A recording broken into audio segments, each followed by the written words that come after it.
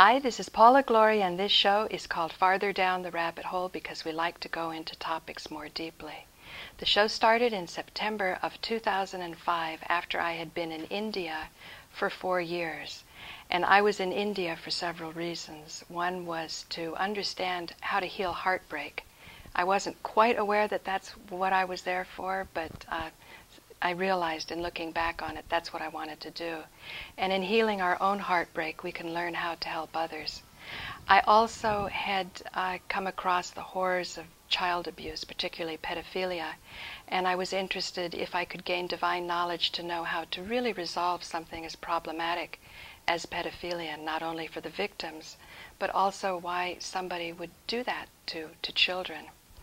So a young master who I studied with had told me I needed to give India a second chance. I'd already started transcendental meditation when I was 20 years old, and I felt I really knew what the Indian thing was. And he said, no, you need to really learn about the Divine Mother. And I thought, this is the most peculiar thing. I had no idea what he was talking about, but I figured before I dismissed it, I had to understand it. And in particular, he wanted to focus on how Jesus did the miracles. Well, that was also another thing that I wasn't particularly excited about focusing on, because I felt when I'd go to India there were so many more beautiful things to look at than a man who is nailed on a cross. It's sort of a grisly image. So I began to understand the wisdom and the circumstances all coming together, why I was born into the family I was born into, why I had the different religious experiences I did, and why I attracted the attention of other masters who also, in unfolding their soul mission, would draw to themselves those that had a harmonious vibration. So 4 years is a long time. I was there when 9/11 happened, so as an American I wasn't in this country, I wasn't in New York. And when I came back to New York, there was a movie that was very popular called What the Bleep Do We Know? And it was using animation, it was using a story, to explain how we create our reality using models from quantum mechanics. Now, stars on this film I had already videotaped before I left to India. And I felt that the shows that I had, the interviews that I had with these stars, went into the topics more deeply. And so for that reason, they used that metaphor in the movie, farther down the rabbit hole. How far down the rabbit hole do you want to go? So I felt my interviews were going very far, so I called my show Farther Down the Rabbit Hole. It started off every Wednesday at 1 o'clock until 2. I would play a half an hour of these interviews, some of them talking about the resurrection of Jesus, that is a little bit unfamiliar to a Manhattan audience. And in the last half hour, I was certainly expecting to get some feedback. And I did. And so the call-ins started coming. And then I used Marshall Rosenberg's principles of nonviolent communication to help to figure out what was on people's minds, why they would accept something too easily or reject something that socially, wasn't part of their background. So yesterday at St. Mark's Church, I thought I'd seen and heard everything, but I had the wonderful opportunity to hear a sermon from Rod Garner. And he's my guest today, and I want to say I haven't cried like that for a long time. Your story, can you tell my audience, now that you have an idea of what my audience is, about your story and what brought you here and what led to that amazing sermon? Thank you. The opportunity to speak at St. Mark's yesterday came from another priest here in New York, and it was a great privilege and pleasure to be there to preach on what I call Bible Sunday, and then to have the opportunity to speak afterwards about Josephine BUtler to that small education group. She is a woman with whom I've been researching and writing about now for the better part of 10 years, an eminent Victorian, as we might say in England, hallowed in our church calendar over the water as a great social reformer. And when she died in 1906, the media of her time regarded her as one of the 12 most eminent persons of the 19th century. Now, you just need to hold on to that for a moment. We're talking one of the 12 most eminent in a century, which includes people like Charles Dickens, figures like Probably Henry Darwin, George. Henry George, Trollope. You've got Disraeli and Gladstone. You've got a huge range of eminently successful and remarkable people, and she's up there and remembered as one worthy of comparison. By the same token, I didn't know who Henry George was until about a year ago, when I sort of stumbled across the Henry George School, and then the director gave me a book. And in this day and age of the internet, and me being so active on the internet and public access television, I don't often take time to read a book. But reading this book, Progress and Poverty, was so moving that as I started to approach the end of the book, I was going slower and slower because I just didn't want it to be over, to be in connection with such a great mind. And one thing that touched me about Henry George, which again repeated and it was even more intensified with Josephine BUtler's story, was his great intimacy with poverty, his real understanding of it, but understanding with such a clarity that it didn't have to be this way. And giving some procedures or some sense of what very smart people, oftentimes precisely because of their education, were not seeing. And again, I think what most touched me about this book when I went home and read it, I've never thought of myself as having a prayer life, but I realize I have been a regular meditator. And what's made meditation more profound is when there's a real issue in front of you and you're just at your wits' ends what to do about it. And I think you naturally call out to pray. And she heard the descriptions and how you highlighted it. It was flabbergasting. I mean... Well, she was a woman that did things that other Victorian women did, but then she took extra steps. She was with the poor. She worked in Liverpool, as I said yesterday, for several years with her husband. She stayed and worked in a workhouse that contained up to 5,000 people. Prostitutes, vagabonds, the poor, people for whom society had no further use, the nobodies and nuisances. Explain to my audience what a workhouse is, Yeah, because in your book it said it would separate people from their families. Yeah. The Victorian workhouse was the dread of the English working class. People preferred to die rather than go into the workhouse. You were destitute, economically you were finished, you were of no value to society anymore, and these places were huge industrial, almost like factories, where you received minimal food, where you lived and worked. On Christmas Day you could be separated from your own family. The conditions were very adverse, they were degrading, they gave people no hope. It was basically abandon hope, or all you who enter here. Was it slave labor? Did you say work?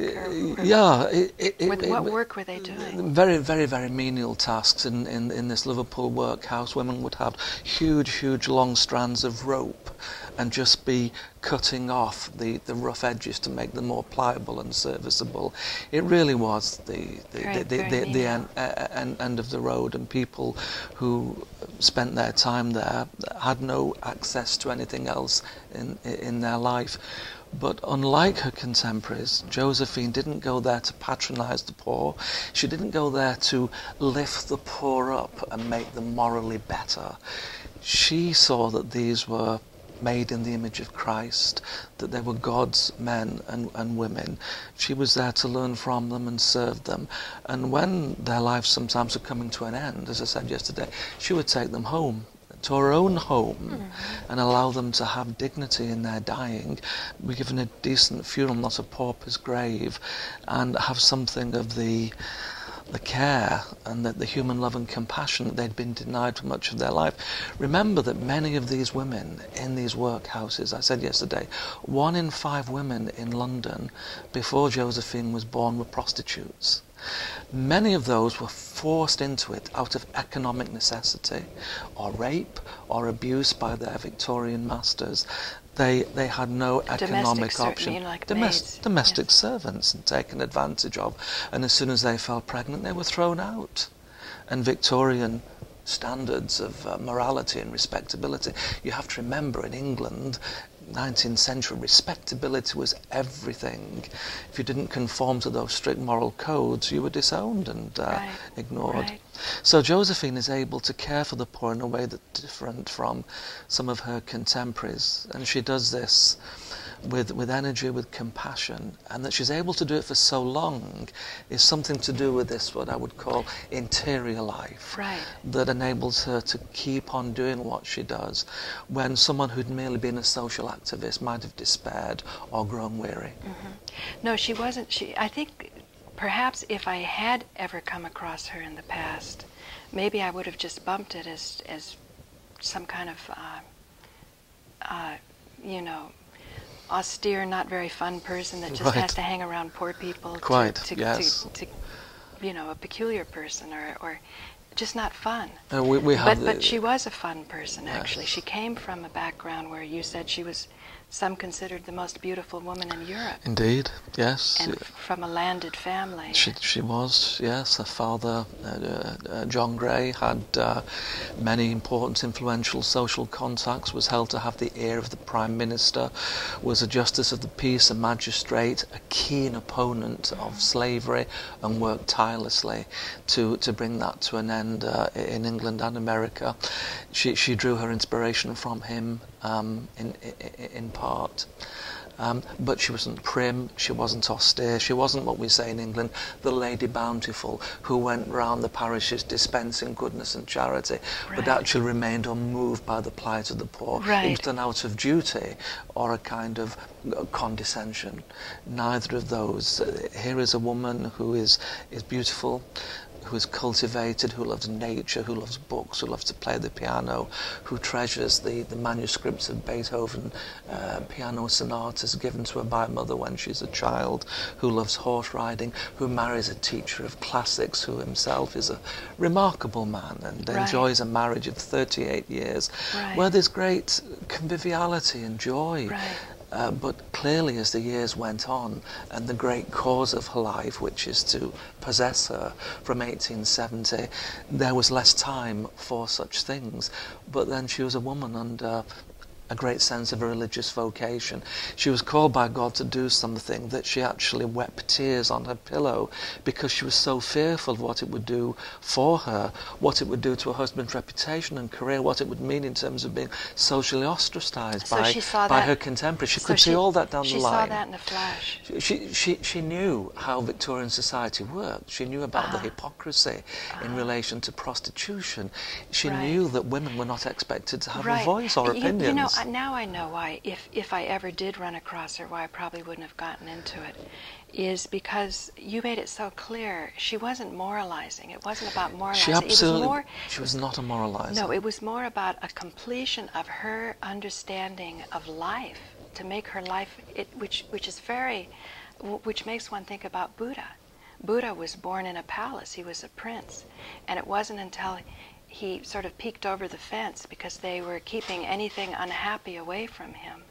And then once he saw some poor person going through the street who was dead, he found out about death. And then it just was riveted in his awareness to try to resolve. Yes, I'd agree with that. I think I'd want to qualify it in one way, that although she did have an affluent background, from an early age, from a teenage years, barely 20, she had been exposed to poverty and the plight of the poor. She saw the consequence. Her father was an abolitionist. He was an abolitionist, but she also went to Ireland and saw the effects of the potato famine there. 1847, right? Yeah, that's right. Yeah. That is something. And she's barely 20 at that point. Now there's something that Henry George, when he explained what the Irish famine was, I was again astonished, because he explains, and this is where I think a lot of times people feel, oh, religious people are just sort of, they're in the heavens and say everything's right and everything's perfect, and or else they're so fanatical the other way, you know, just relentlessly feeding the poor, that we're not really moving forward on an overall comprehensive design level to figure out how to get each member of the society connected with each other. Yes. So in the potato famine, one thing I used to puzzle about, if these Irish immigrants were so poor, how did they ever get the passage to come here? And he explained it in one chapter in Social Problems. called human garbage. They were picked up in Ireland and taken across the ocean, just like you move the barges of garbage out of Manhattan, and then they're dumped onto another continent. You remember yesterday I said that Josephine described prostitutes as ticketed human flesh. Right. They're simply as bodies to be used, enjoyed, and then disposed of. The commodification of the body, whether it was for labour or for sexual gratification, it came down to the same thing. Now you could see then, with that feeling and that sort of hard-heartedness, why Darwin would be accepted, because he talks about the survival of the fittest. And again, Henry George, in Progress and Poverty, takes, I think, he goes into the fallacy of wages at the beginning. His basic premise is that wages goes down, interest goes down, and rent goes up. So rent means whoever gets there first and controls the resources is eventually going to make, as a matter of time, slaves out of everyone else. And that it's not a competition of interest or capital, like there's a limited pool of capital, but that in truth it's human beings that create wealth. So that it's the human beings that are the greatest resource. And so to me, when you were explaining that she saw the face of Christ in these prostitutes, she really is seeing that this really is the greatest beauty in human beings, and that they need to be brought to their rightful, dignified circumstances. Yes, she has a dual image of what it means to be in Christ. She has a view that we are men and women made in the image and likeness of God, and we're able to see the likeness of God in human life when it's elevated, when it's lived to its full potential, when it shows that beauty and truth. But she also sees it in the brokenness of the human person. And this is the great departure. The philanthropists, the do-gooders, the moralizers, they just saw in the poor people who were casualties, maybe victims of their own bad behaviour. There was a school of thought in mid-19th century England called moral physiognomy. You looked at a person's face, and merely by the quality of their face you deemed whether they were worthy of your compassion or not. Extraordinary now, but that was a persuasive argument for some people. See, that's what I mean again by the pedophilia search I was doing. I was horrified. I was pretty old before I realized this happened to children. But if you think about it more deeply, what is going on with the pedophile that they would have to have gratification that way? So again, there's some great Victorians, besides Henry George at that time. There's also Alexander, of the Alexander technique. He was an actor who lost his voice. So Sigmund Freud was coming along then. There's William Booth, the Salvation Army, founder of the Salvation Army. We spoke briefly yesterday, 1889, 1890, in darkest England. He has to write to the Times newspaper, I mean, the organ of record which the successful people of the time read, to remind people of what was happening in the streets of London. In darkest England, there was a shadow side, that the urban poor, the state of the poor on the streets, the potential for agitation and social upheaval, but most of all the fact that people were living in squalor that was unimaginable, because of course they were herded into the tenements. They were in appalling parts of London, your ghettos, as you would say now, that nobody went to and nobody wanted to know about. You knew it was there, so but you drew those curtains and you forgot about them. You not only have to be courageous to go there, people can do that. But then she went to Parliament. I mean, she got petitions when it said 5 miles long of signatures that they taped together and I guess rolled up and put on a cart. This is woman in 10 years has 17,000 petitions. 17,000 petitions. Who organises almost 1,000 meetings, who writes pamphlet after pamphlet, and one petition, as you said, was so long it needs 3 buses to contain it. And then when it's presented to the honourable members of Parliament, they stand up and they mock her in derision. Right. Now this is why she cried on her pillow, because she could flash forward and see that this is the type of reception. She could see that this was going to be a long night of travail. There was no instant success here. This was a campaign that would take her to 1885 from 1870. Well, 1864 they had the Contagious Act. That's right. Could you explain? Yes, this is the heart of the matter, really. Blow your mind, this is the heart of the matter, and try and keep it as simple as possible, because it contains so many subtle implications.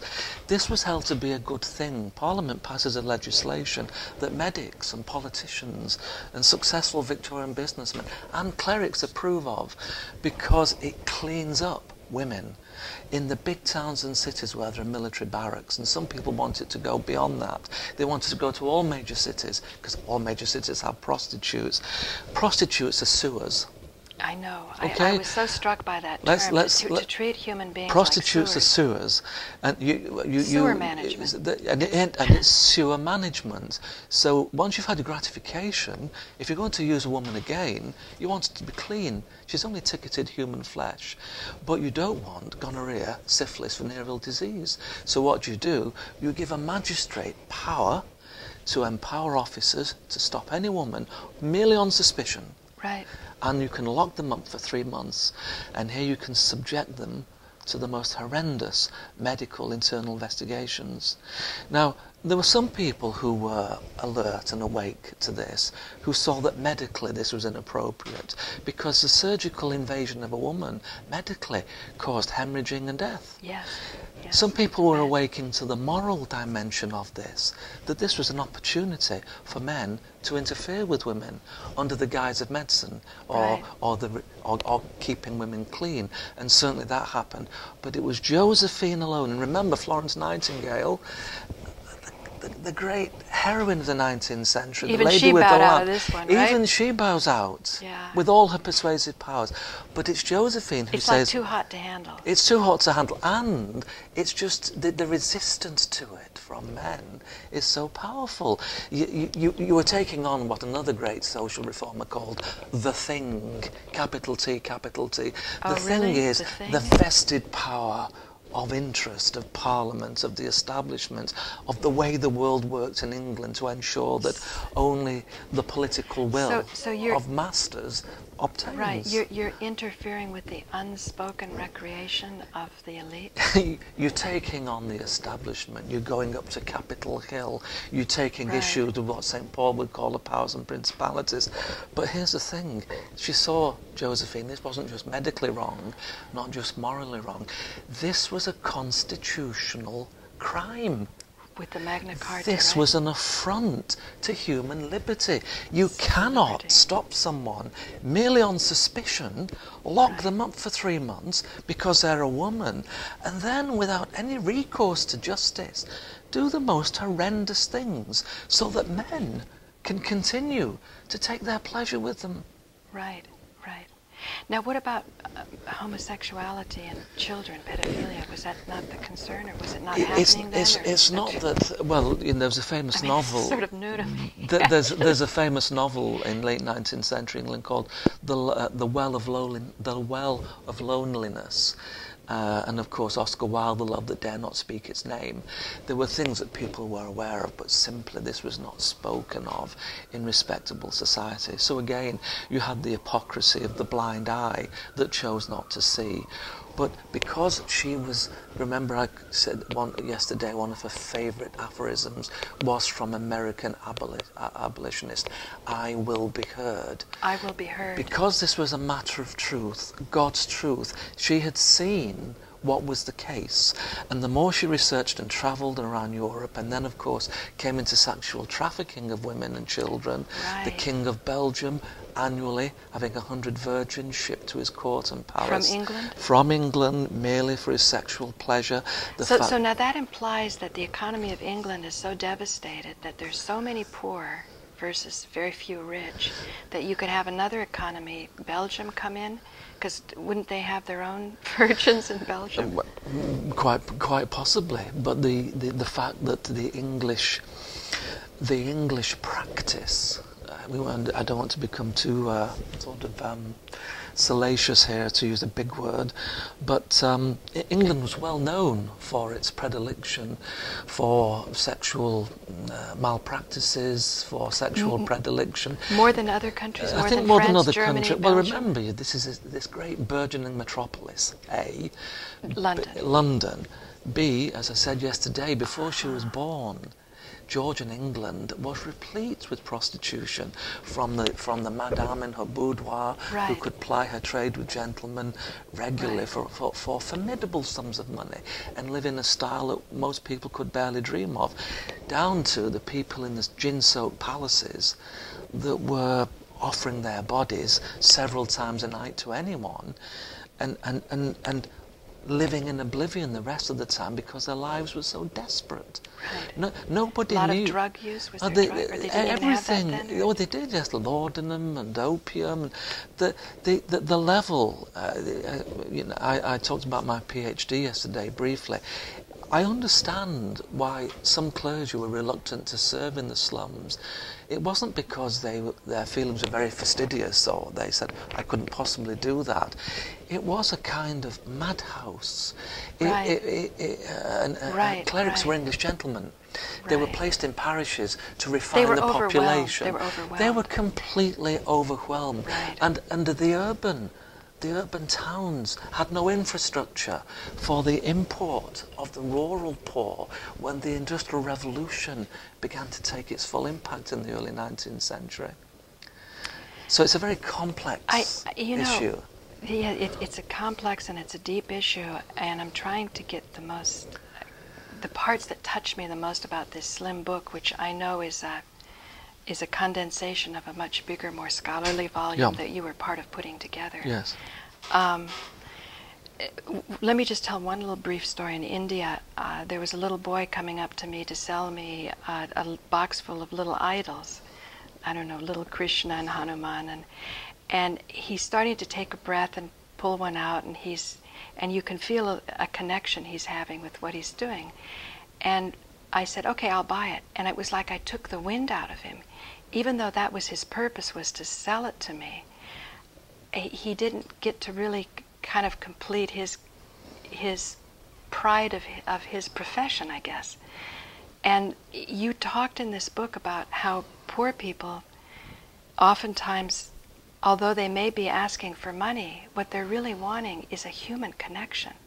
And if you just cast coins at them quickly and scurry away, you explain that so well, how we need to have this connection, and that the rich, without this connection, are bereft of the fullness of life. So if people don't want to think in Christian metaphor, seeing the face of Jesus or whatever, something is missing when the poor...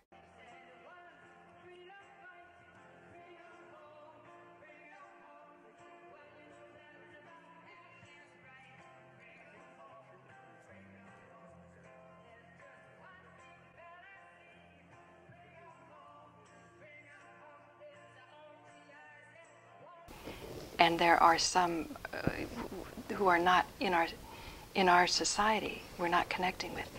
The rich are impoverished, that's what I'm saying, for lack of this. I think the rich often solve their conscience by putting their hand in the pocket. But Josephine gave the poor... But it doesn't work. No, it doesn't work, because I think the poor know when they're being patronised or where they're being wrongly... or that the rich aren't feeling richer for the connection. No, it's almost a gratuitous gesture. But Josephine gave the poor what you would now call face time. Yes. She gave them FaceTime. She gave off herself. She emptied herself. She listened. She sat alongside. She learned. By being with them, she learned more about their actual situation and what needed to be done. And remember, I know we can't fit everything in here today. This was a great cause of her life, but it came after extraordinary work in education. That he was a woman who set up the first college for women in Cambridge, one of our most prestigious universities, in matters of equality of pay, in matters of education, in matters of opinion, in matters of opportunity. Women were the equal of men. And she got this 120 years before American women in the 1960s were standing up and saying the same thing. And so she's now being keenly followed in England, in the academic world, by women who are interested in her as a feminist, way ahead of her time, a proto-feminist, who saw what others just didn't get, that women were more than domestic goddesses, were more than people who cooked the meal, were more than those who were sexually servile to their husbands. She was a woman who was valiant for truth. Now, another thing when you talk about feminism, a lot of times making women right is at the expense of men being wrong. She couldn't have accomplished what she did without the support of her husband. No. And he was a pretty extraordinary man, because he would have to have been dragged into all of this. Yeah, I have to tell you, in my prayer book, in my church where I pray each morning and evening, I have both their pictures, George and Josephine. They were married for 38 years. He fell in love with her almost instantly when she was barely 20.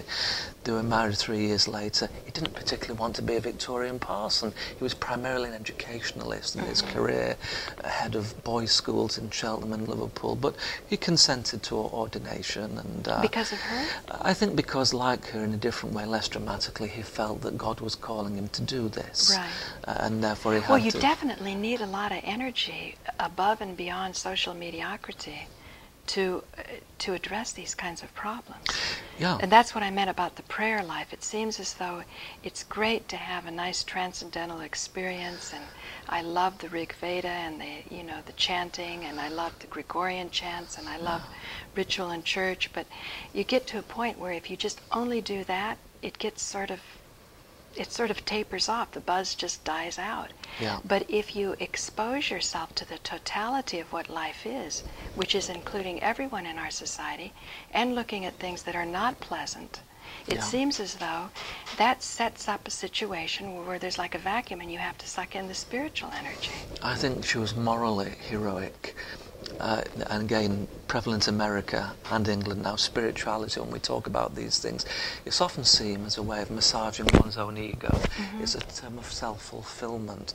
I think any proper understanding of Christian spirituality is that which moves us to a deeper level of intensity and awareness about the way the world is. And in Josephine, you see how the world is. And in the quietness and darkness of her prayer, she cries out to God about the desperation of the world. She cries out about the injustice that she sees around her. And how will she, one woman, with a husband, address these social ills and evils, this great darkness? And then the energy comes. And then the energy comes in. and out of that, but it equips her to do work for the sake of the other. Her work is always for the other, and it came at tremendous personal cost, so now, as I said yesterday. Yeah, I know. The tremendous personal cost. She's kind of got a frail constitution. She has. She's going in these really dreadful environments. Yeah. And yet, she actually lives to be, I think, in her 80s? Yeah, she's 78 when she dies. She outlives George by 16 years. He was 9 years her senior. Right. His health was indifferent for several years before he died. She often takes trips that she ought not to. Well, he was an athlete. He was robust. He was an athlete. He was jumping over 5-foot gates. He was a teacher of classics. A gentle giant, very compassionate man, a handsome man. But most of all, a man who let her go. You know, when she makes that decision, where this is the work, the Contagious Diseases Act, she weeps into a pillow. She writes him a note. She can't even talk to him about this. She writes the letter and she puts it in his study. She leaves and she comes back, and he is ashen-faced. Ashen-faced. He's ashen-faced because he knows, she has to do this. But he knows, even before it begins, what the cost will be. And what the cost will be is 15, 16 years of arduous toil, of separation, of social ostracization by friends, of fear for her life and her safety. Remember, this is a woman that they tried to burn alive on the second floor when she's campaigning for a politician who wants to get this, Here they just sort of this disease repealed. Change your traffic on the internet, but there they actually have to light a fire under the floors of where she's lecturing. And when she's speaking at these by-elections, in order to get into the room to speak for the candidate, who is a representative of the National Women's Federation, she has to go in disguise, because if she's recognised, they won't let her in anyway. And this isn't a democracy. Right. And how is it? Why do the police take so long to get to the scene of the crime? Mysteriously, mysteriously, no policemen arrive. And there's a fire. Yes, yes. This is really sinister stuff. Well, see, but you know, the sinister stuff continues. Like I say, how come we don't know about her? We know about a lot of activist good causes, and feminism is a big thing, and yet to get the knowledge that you need to be effective, you really have to dig around and one of my great get Victorian lucky. heroes. Like, I'm glad I went to church yesterday.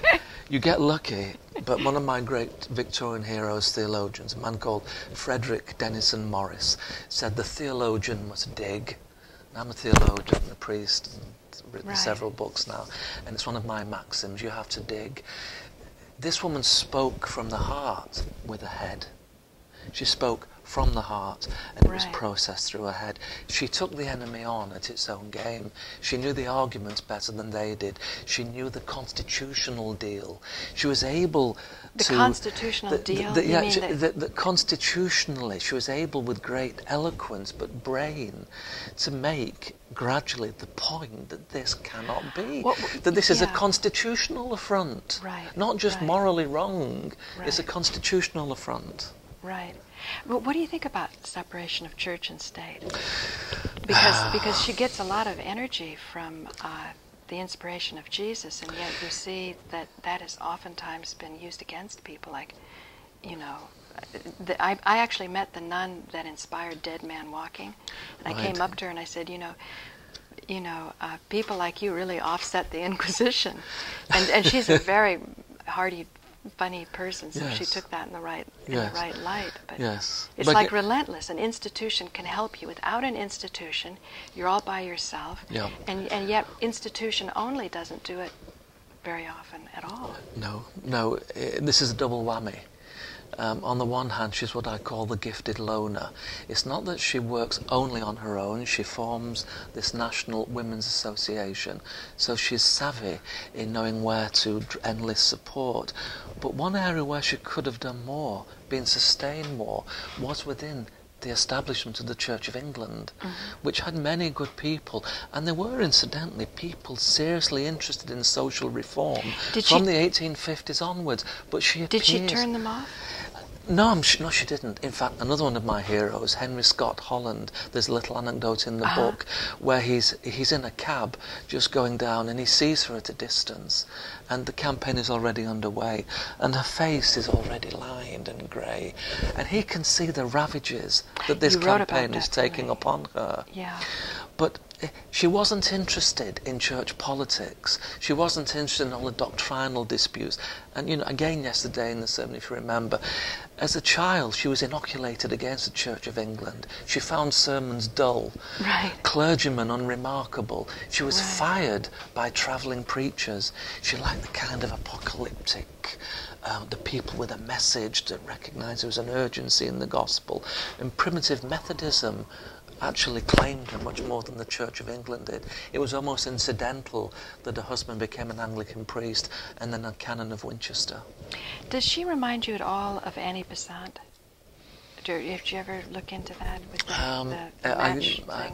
I don't know enough to make a comparison there. Okay. Where would you like to see your work going with this?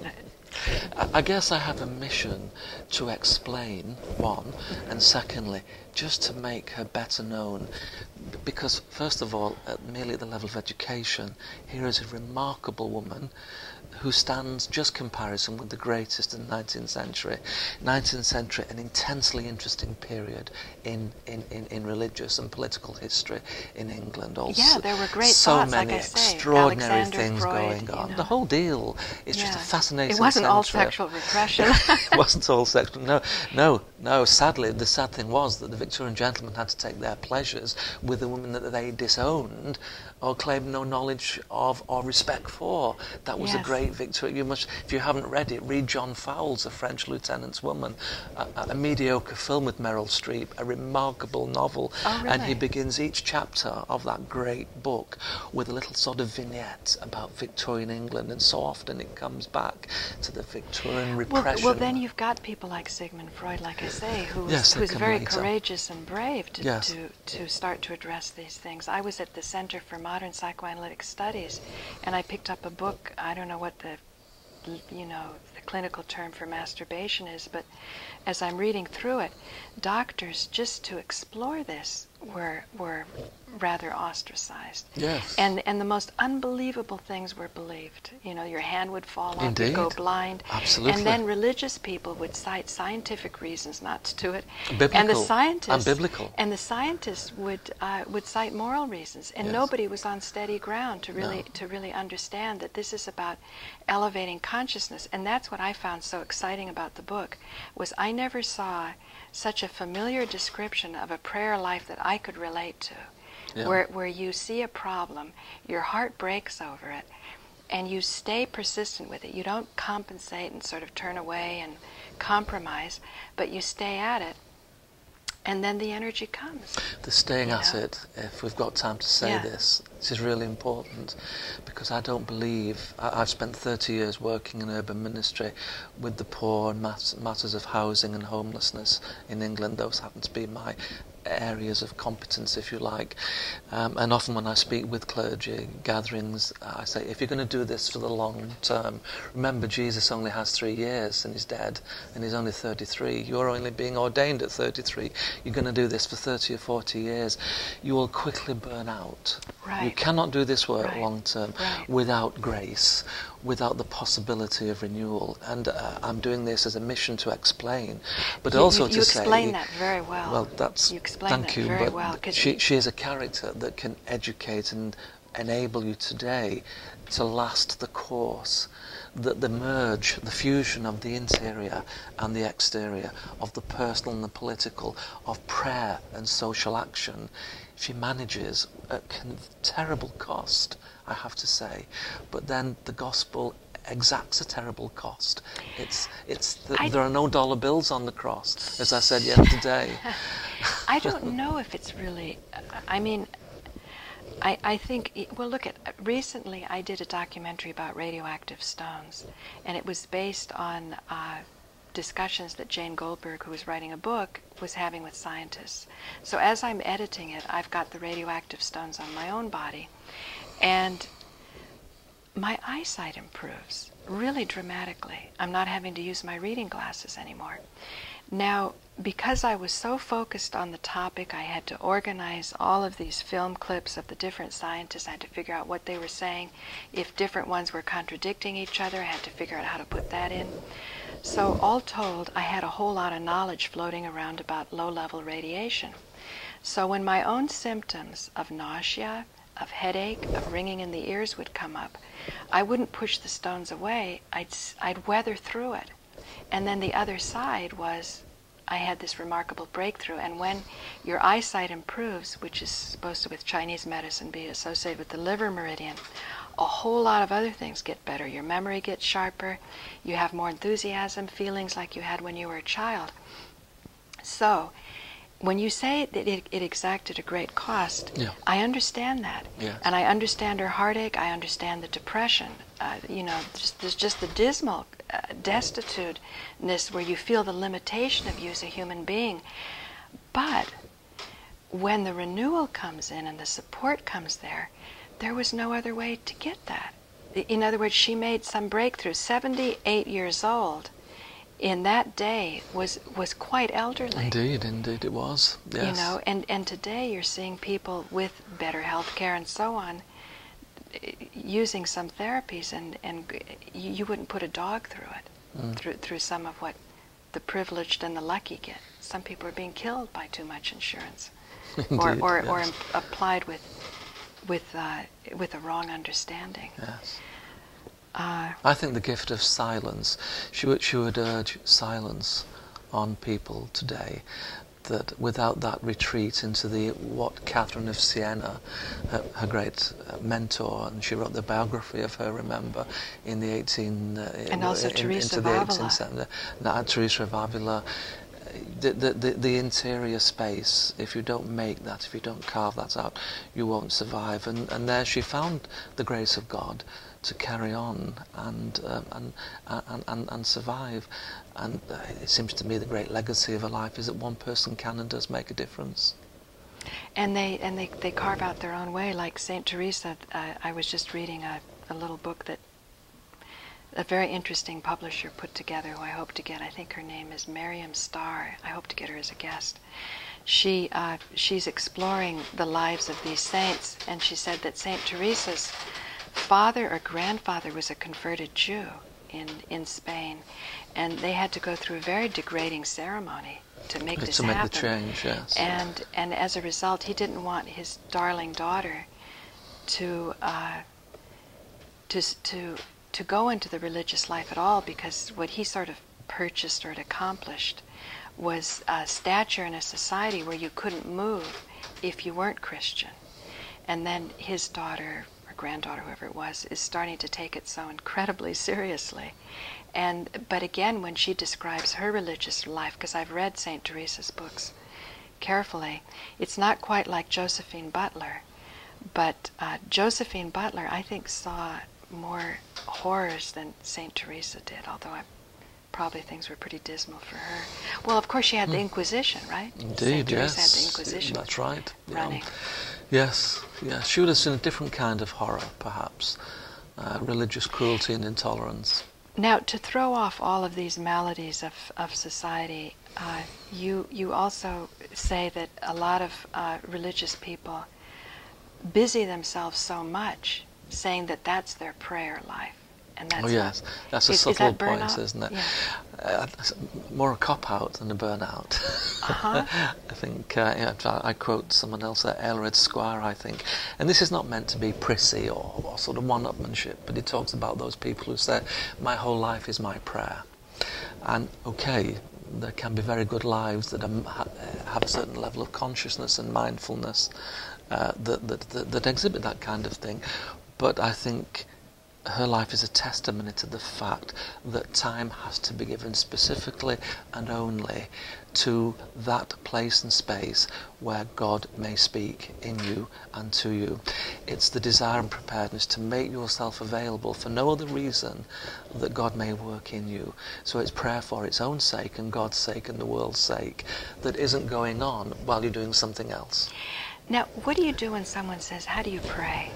How do you pray? Yeah, someone said, okay, you convinced me, I want to do it, but when I close my eyes, nothing happens. Or my grandmother would say, I have to be in trouble. Boy, then I can pray.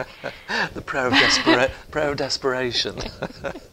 The prayer when you're at 31,000 feet. But she was also a pretty jolly person, and I mean, we used to have priests come over for dinner, and my grandfather would get up and go to bed at 8 o'clock, because that's when he went to bed at 8 o'clock. He wasn't overly impressed. And my grandmother would always say, well, if there's a God in heaven, he surely didn't put us here to sin or suffer. So she had a certain resiliency to her. But at the same time, I think she was also longing for something profound. Yeah. I think the work of prayer is mysterious and it's manifold, it's many-faceted, and we pray for different reasons. We intercede for others, we contemplate, we pray for our own strength and renewal. So it's a diamond with many facets, doesn't it? But my own experience of trying to pray now for my ministry of 30 years is that prayer is work, and it's hard work, and it's high work, and it's our work, because we are mandated to pray. When you pray. Jesus says to disciples, when you pray. Interestingly, he doesn't say, if you pray. He says, when you pray, use these words. Right. So I've always seen prayer as work, but not that's had to be absorbed in some grudging way as a great menial task. It is that which is part of being a Christian. Right. So it's like if you got an automobile with a full tank of gas and you're saying, okay, go and drive around, but eventually the tank is going to need to be refilled. Yeah. And so there's a science to it. It doesn't have to be a moralizing thing. It's just kind of like a word to the wise. I think you want you're to right. get intensely involved. I think there's life. an intelligence to it. Yeah. Right. I think there's an intelligence and a structure and a rigor. There's a knowledge and knowingness about it. And there's no amount of buying self-help books, no amount of books about prayer, no amount of time reading about prayer will ever make you a prayer unless you resolve to try and do it. It's in the doing. You've got to do it, as it were, from the inside. It seems as though it does involve a certain amount of heartbreak, though, before you really something. I don't know, is it our ego, our arrogance? We just think we don't need to do this, and then something comes along, you go, oh my God, I for sure need to do this. Yeah, a friend of mine who was an atheist trained at the same time for me as a priest. And when he made the retreat... He became a priest even though he's an atheist? No, he was an atheist. Oh, I see. And a very able mathematician. And then in his mid-late 20s felt this weird call, went on a retreat, and the Mother Superior talking to him on retreat. I remember this from all those years ago, said, "You are no use to God until you've been broken." And you can understand that negatively. It doesn't mean that God wants to hammer you into pieces. It's hard to explain these But it's that dissolution of the ego, the idea that I'm not the Right. most important thing. You know that thing from G.K. Chesterton, angels can fly. Why? Because they think lightly of themselves. Right. Because they've got themselves off their hands. Right. And that for me, prayer is taking me away from myself and exposing me to the joy and the sorrow of the world and what I do with both of those things. She never ceased to see the joy. She didn't turn into some harridan, some careworn, frustrated, tired. Oh yeah, she would have burnt out decades before she remained the apple of her husband's eyes. Right. She was loved. Yeah, you got the feeling they really loved each other. They loved her. I have to say though, if you may not come to the end of the book yet, her I second guess. George, her firstborn, he falls off a horse, has a horse riding accident. It damages his brain to some degree. In his later years, after his dad died, named after his dad, he resented his mother for the fact that she was not there for him. Yes. Well, Now, when she writes her own, when she writes George's biography 2 years after his death, she writes about that in a way that I think to some degree is a little self-justifying. Oh, really? My sense is if I were a psychoanalyst, which I'm not, there might be there that she would, a fact about her own life she would find hard to take on board is that clearly the work sometimes took precedence over her family. Yeah. But that was the deal. Yeah. So it seems as though her husband must have had a great love of the classics or his own thing going, that he wouldn't have been overshadowed by this lack of attention. He writes to her constantly when she's away. He worries constantly about her health. Their reunions are intense and passionate. And his letters to her are heartbreaking. Really? Heartbreaking in their beauty. Yes. Their love for each other never dimmed. And of course he travels with her sometimes on these European tours. He's there as a companion. We have 5 more minutes left. Yeah. How would you like to use that 5 minutes to connect with an American audience? Well, we've done pretty good so far. Yeah, I can't believe how quickly the time passes, but I'm going to really enjoy editing this. You know, very close here, there's a man who saw the Blessed Virgin Mary when he was 7 years old. And it's a really interesting story. We read an article in the New York Times, and since I'd just been back from India with this young master who was trying to tell me about these things, I thought, wow, here it is in my own backyard. So even though, the article was written like an intellectual would write it, sort of demeaning or really not believing in it. But we were intrigued, and we went out and saw him. He was a little suspicious if it was going to be more of the same. What was interesting is she came down for 16 days after World War II, when so many people were heartbroken. Mothers were crying for their sons who were fallen in World War II. And on the 16th day, there were 30,000 people gathered, and there would be these remarkable healings, even though he was the only one that could see her. What do Anglicans or Episcopalians think about this? Anglicans are perhaps not the best people to ask. I say this from an English perspective. We haven't really got our act together about the Virgin Mary. She has a place in our calendar, but in terms of being an object of devotion, of reverence, as an icon of the Christian life, basically Anglicans leave that to Rome.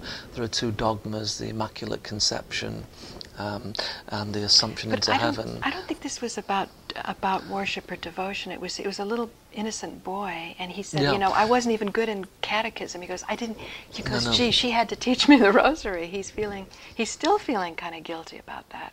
Yeah, I think she's it's just a phenomenon. Then the bishop came by, and Frank Sinatra gave a statue, and it's crumbling now, and the roof is, his whole life is, now he's heartbroken. Yeah. He had this huge experience, and he's in his 60s, and he's totally heartbroken because no experience matches what this was like. And she came down also with what we would call a Star of David, which is something a little innocent kid wouldn't realize. And some people say in the little shrine that he set up in the Bronx, it looks like a synagogue. Yeah. But I'm just saying from the science of it. See, what I find exciting about this book is you start to delineate more of a science of prayer. In other words, if a guy goes out helping the poor constantly and he's saying, well, that's my prayer, it's a cop-out. It's not that. It could be a cop-out, but it's going to be a dead end fairly quickly because he won't have the resources to carry on. Yeah. Not doing it extensively. Like and you for say, a Jesus lifetime. had to hit his stride in 3 years. Absolutely. And I speak with social workers and AIDS workers in Liverpool, and they're very respectful sometimes of the Anglican clergy who live and work in the same place, and they're available 24/7. And they say to me, we do our work, but at 5 o'clock we go home, and we come back to it tomorrow. She never went home, Josephine. She went home periodically. And the Anglican clergy doesn't go home either? Well, they live where they work. Their house is open. Their name and their address is on their church notice board, and people come to us day or night. So they've figured out their balance, how to get well, their prayer life? They do or they don't. I mean, that's the challenge, and it's sometimes a tragedy that depression and ministerial burnout comes too soon for some because they're full of zeal, but they and this is in the book, Josephine was occasionally guilty of the sin of the gross mismanagement of herself. Oh, really?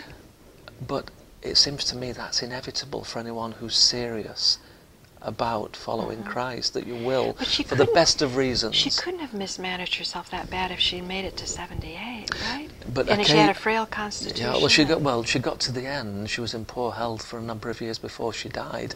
But I've just been reading a little biography of Maimonides, the great Jewish philosopher of the 12th century. Yeah. And I didn't know he'd said this, but he said the reason why our health matters to us is not because we want to be on top form.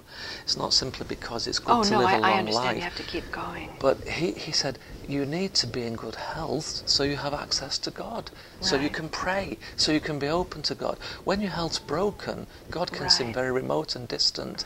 And I think sometimes she was worn out physically to an extent that God was neither real nor close, but what kept her going was just dogged determination. But that goes with the territory. Right. When you are serious about this gospel, it will sometimes wear you out, and there's no hedging around that. Yeah. But what you do have to do is find some kind of boundary that when you're at that point you recognise it, and someone makes you withdraw. It might mean, in my case, my wife putting the suitcases in the passage and saying, I'm leaving you. Oh, good for you.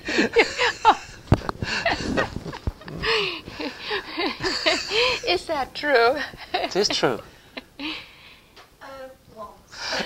Stop the camera. Let me get her a mic, okay? I gotta get her. How do you keep going?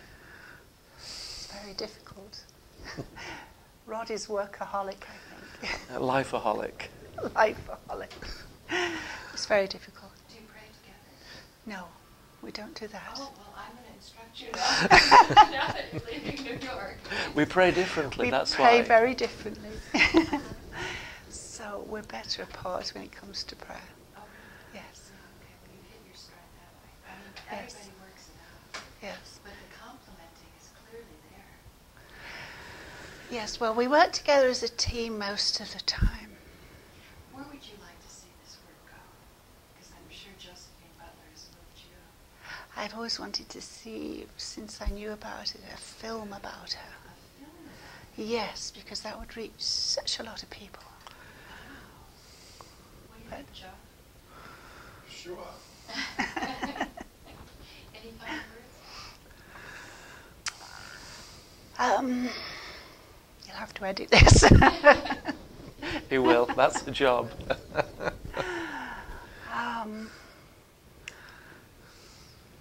I don't know. I think we've had a very difficult path in the ministry, haven't we? Challenging. Challenging every single step, it seems. I remember you said yesterday that St. Mark's has a innovative service, and that you come from a place where it's more conservative. Yes, it is. Our services are more traditional, I think. Yes, yes, more Episcopalian. Yeah. Yeah. Yeah. And yet, this is the most radical thing I've ever seen at St. Mark's. This information. Because St. Mark's prides itself in being dynamically involved in social life. So here you come from a more conservative liturgically, but our church is a church of the open door. Our church is open morning and afternoon every day, and it's open to the poor and the homeless and the people and nobodies and nuisances that Josephine cared for. Many English churches now cannot stay open because of fear of vandalism, or they don't have the resources. Trinity in Liverpool, where we are, keeps its doors physically open, so we have a mission to such people. We're conservative, traditional in our liturgy, but our little mantra is firm at the centre, but open at the edges. Oh, nice. And we meet such a cross-section of people. We have people at the door for sandwiches, and drinks of tea, or sleeping bags. Or possessed by the devil, or possessed by the devil, or they've just been made pregnant by George III, or the guy, I'd been there 4 days and stands at my church door. What do you do when there's a man standing there with a very solemn face and holds this huge manuscript of paper in words that are not intelligible? You've never seen such words before. And he says, I am the second coming of Christ. Here are the documents, and in 11 days the world is going to come to an end. And he hands you a book, handwritten in a kind of calligraphy you've never seen before. Now, that's a very disarming human encounter. So I had to take that to university and have the actual thing decoded. It didn't make sense. But he wanted to know what I was going to do about the fact that he was Christ's second coming, and everything was going to be wrapped up in 11 days. Well over, I should think. I was put on the spot then.